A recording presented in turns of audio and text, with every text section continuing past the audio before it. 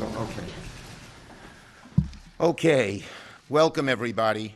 And first, I want to thank everyone who's here, someone who was just a stalwart leader on this issue for years, with her persistence, her intelligence, and her passion.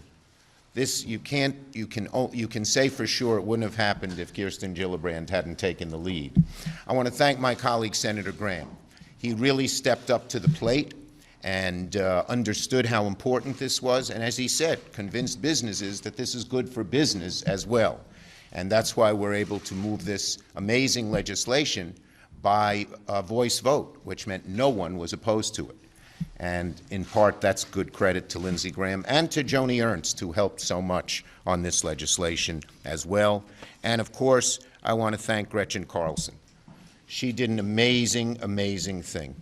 And as I mentioned to her, when something bad happens to you, very bad, the human instinct is to curse the darkness. But instead, she lit a candle. And it was her courage that brought us here today. So thank you very much, Gretchen.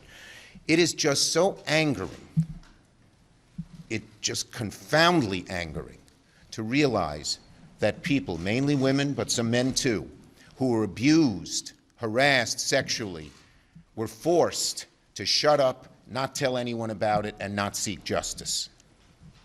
That is almost medieval. But that's what was happening until today, because so many people, when they signed employment contracts, were forced into compulsory arbitration on this issue. We may have different views on compulsory arbitration on other issues, but on this issue, how could you tell a woman or man who is harassed, who is abused, you can't seek any public redress, you have to be quiet about it, you have to be handcuffed, and whatever it is. What's muzzled? Yeah, what's the thing they put? And muzzled, thank you, that you couldn't go forward.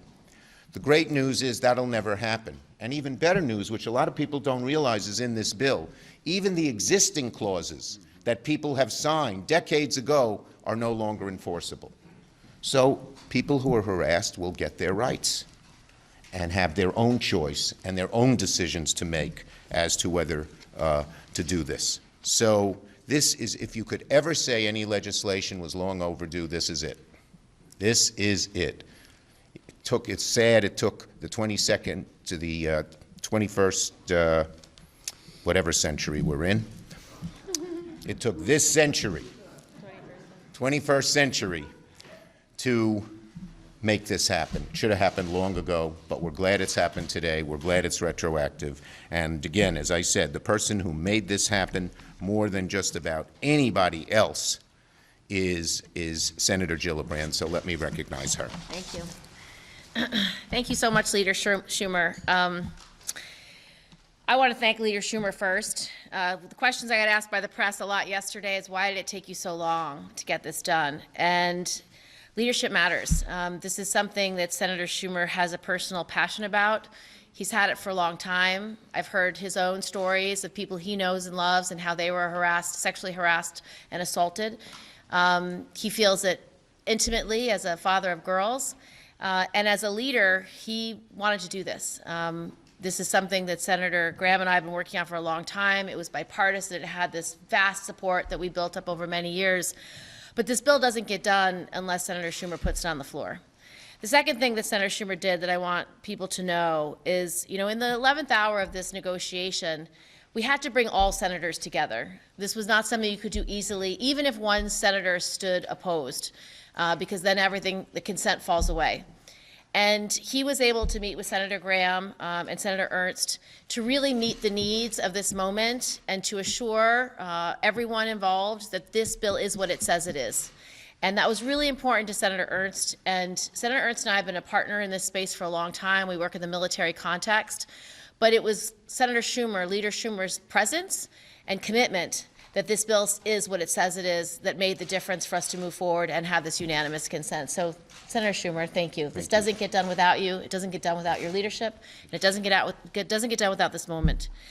I also want to thank Senator Graham because, Lindsay and I have been in this space together now for almost 13 years, 14 years. We've been working in the military sexual assault space. We're working now in these employment agreement space. And Lindsay comes at these issues as a lawyer, as a trial lawyer, as a man who's been in the midst of these issues for a very long time. And he has a very incisive view of injustice. He knows when something just isn't right, and he will stand against a mountain to tell people it isn't right.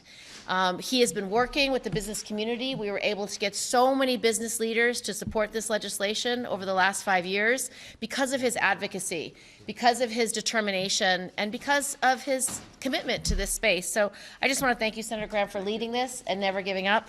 I want to recognize both Senator Durbin and Senator Grassley, who, as chairs and ranking members of the Judiciary Committee, they were the ones who brought this to the committee and called the vote and made sure that this was something that not only had the full support of the Judiciary Committee, but had their full support.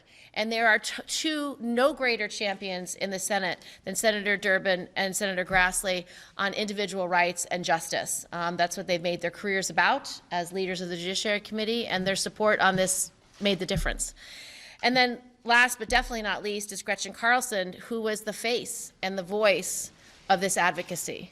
And I can tell you to put yourself out there to tell your story with all the restrictions that she had, because she had a non-disclosure agreement, but to tell her story and be the face of this important societal change takes more courage than any of us can imagine. It is literally putting your whole self, your whole body, your whole history, and your whole future in the hands of others, us here, to carry that story effectively. So Gretchen, your bravery, your courage, it matters, and thank you.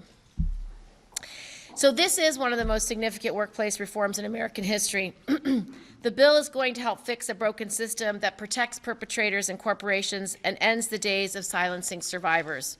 No longer will survivors of sexual assault or harassment in the workplace come forward and be told that they are legally forbidden to sue their employer because somewhere buried in their employment contracts was this forced arbitration clause.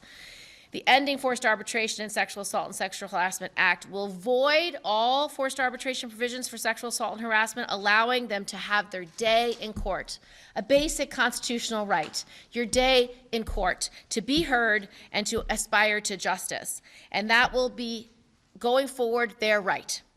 It will also allow them to discuss their cases publicly, to tell your story, to tell your colleagues, to tell your family, to tell the people you know and love what's happening, and it prevents corporations from protecting their harassers and abusers. The need for this reform was clear. The forced arbitration process has left survivors blocked from seeking information that could prove their case. This is about discovery. When you're in an arbitration, you don't get the same discovery rights than when you're in a trial. And when you're in a trial, that discovery gives you the facts of whether this is something that is pervasive, whether this predator has had other victims. That's the kind of discovery that's necessary, and every lawyer in America will want those facts. Historically, employees have been less likely to win in arbitration than in court, and in the cases where they do win, they typically receive a much lower monetary award.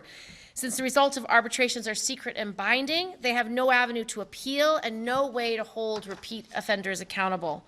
The arbitration process has not only allowed corporations to hide sexual harassment and assault cases in this secretive and often biased process, but it has also shielded those who have committed serious misconduct from the public eye. So there's no accountability, and we know that sunlight is always the best disinfectant.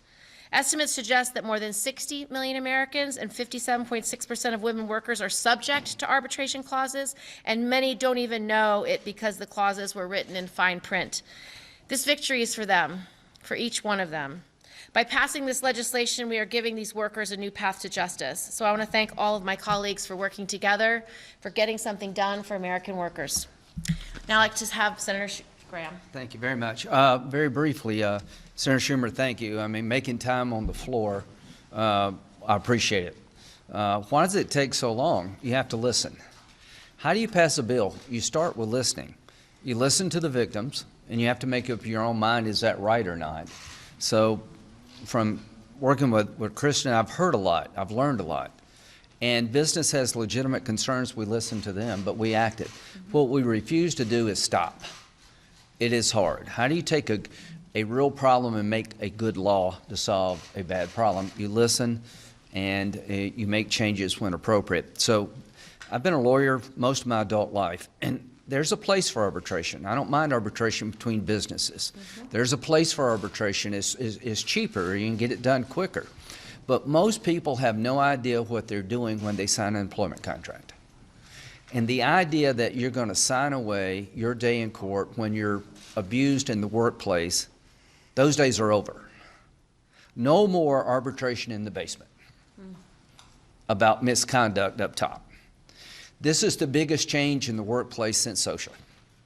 We have laws on the books protecting the American worker from injury at the workplace. I grew up in a small town in South Carolina. We owned a bar called the Sanitary Cafe. Most of our customers were mill workers that worked in the textile plant. I can remember so many of them missing a finger or a thumb because the equipment back then was pretty dangerous. I'm a limited government Republican, but there's a place for the government when it comes to our daily lives. So to all the women and men, but mostly women, you're going to have a right today that you did not have yesterday. You're going to have a chance to be heard differently, and is long overdue. So what will happen in the business community? They will up their game. I can tell you the ripple effect from OSHA is that people now are taking seriously preventing injury in the workplace. Well, one of the injuries in the workplace is related to sexual assault and harassment that maybe is not as visible as losing a finger. So the day of being quiet and doing it where nobody understands what happened and the woman next door doesn't know that the same guy that's doing it to her also did it to the lady down the hall, those days are over. And I want to tell the American people, it's pretty screwed up here at time, but there's some hope. As long as we listen to each other and try to make life better where we can find common ground, there's hope. So, Christian, I'll just say this. You are the most tenacious person I've ever met in all the right ways. Thank you. Thank you, Lindsay. Our next speaker is Senator Durbin. I spoke already. Oh, all right. Thank you. I can speak again. Let me second the comments of Senator Graham about Senator Gillibrand. She is a tiger when she latches onto an issue, and she has been our leader on this issue. And congratulations to you and to your partner in this, Senator Graham.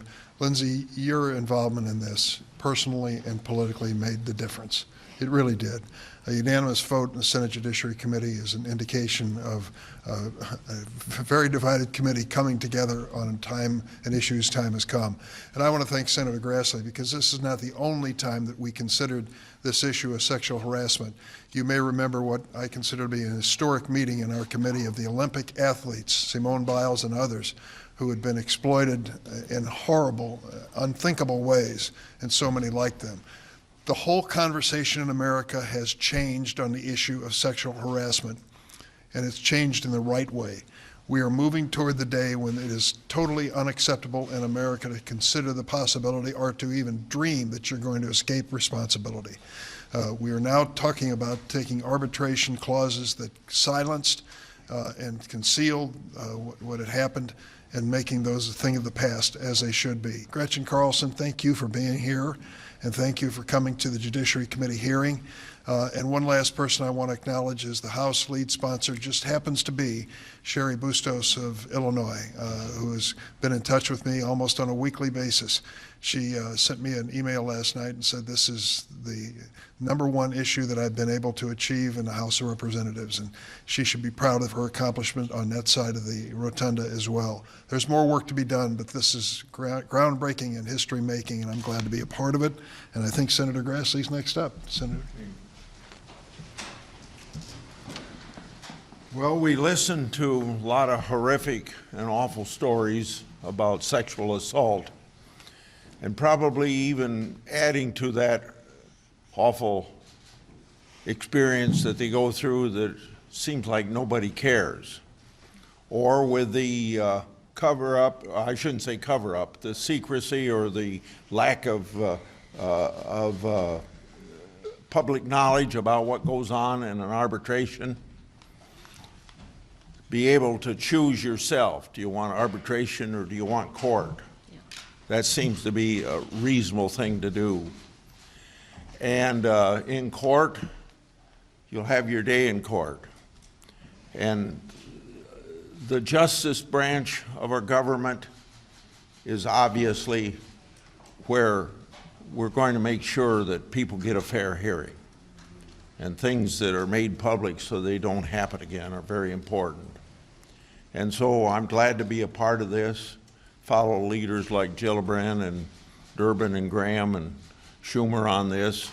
But really, this is a good day for our political system too, because in a bipartisan way, this issue is bipartisan, but it shows that Congress can work in a bipartisan way. So I thank everybody, particularly the people that were brave enough to bring this out and help us get this legislation passed. Because without a public outcry, sometimes Congress doesn't act. That's not the way it should always be, but that's sometimes the way it is. So you've helped move the political process along. Thank you, Senator Schumer, for the bipartisanship. Great. Thank you, Thank Senator you. Grassley. Our next speaker is Gretchen Carlson. Please come on up.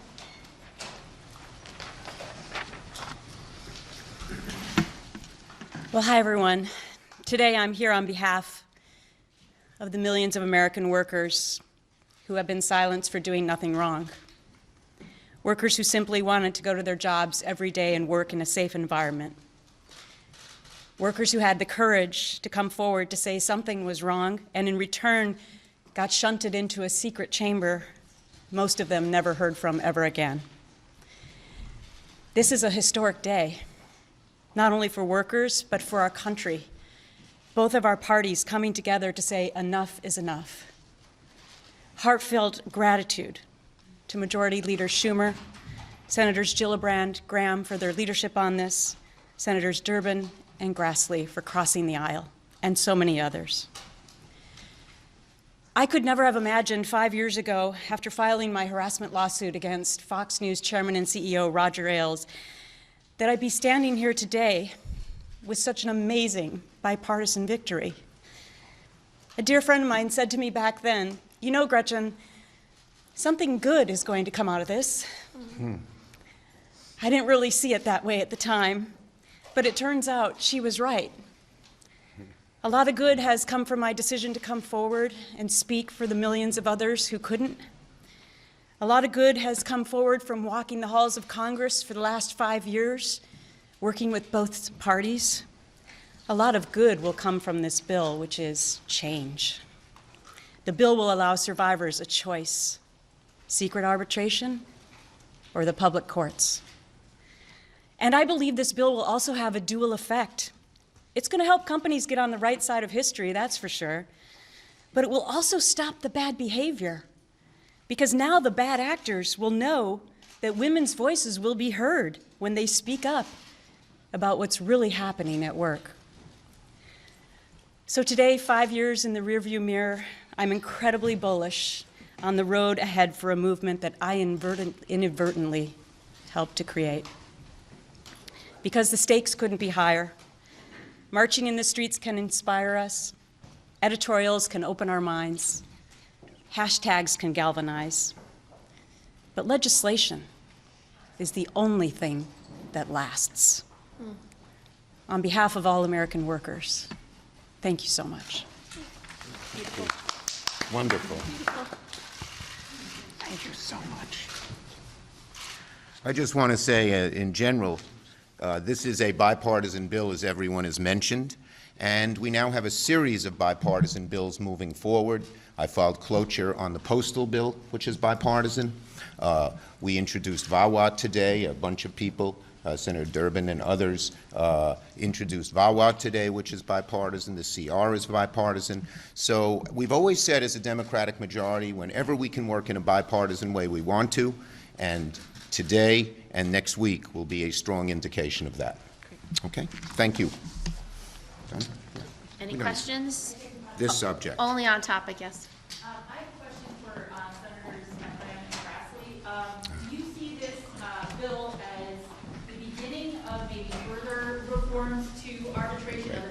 arbitration, or is this sort of it, it's where it stops? No, I'm open-minded about where arbitration is being abused. And again, arbitration has its place in the American legal system. It's just got to be balanced. You can't have the company picking the arbitrators. So there's some reforms in the Arbitration Act need to be made to make it more balanced and a better product. So yeah, I'll continue to listen, and if I can find common ground, we'll act. Can I ask Mr. Carlson a similar question? You referred to this as a movement, and that there's more work to do. Legislatively, what's next? What else can Congress do to advance this movement? Well, I think I'll be having a lot of meetings moving forward. I know that Senator Gillibrand wants to continue to work on this. We just heard that Senator Graham is willing to work on this. I know members of the House as well. I'd like to take on non-disclosure agreements and further explore where we can move with arbitration for other disenfranchised groups. Can I follow up real quick? Can you just explain why, what is the time to do that now? Why that wasn't part of this? Because we wanted to get the first bite of the apple with what we could get done strategically with both parties, and it's been a 5-year journey. Yeah, It's rare you can get a UC on the floor of the Senate on something so significant. yeah. And just to clarify, this is such an important step because this is where we had enormous insight into the abuses. And just as Senator Graham said, we'll continue to fight for other abuses, but this was unique in that Gretchen's story not only did become an unbelievable film, but it was in the public's consciousness. And so when so many people have been so aggrieved for so long, that's what comes to our attention first. And that's why this first bill was so important. Thanks, everybody. Okay, thank you, everyone.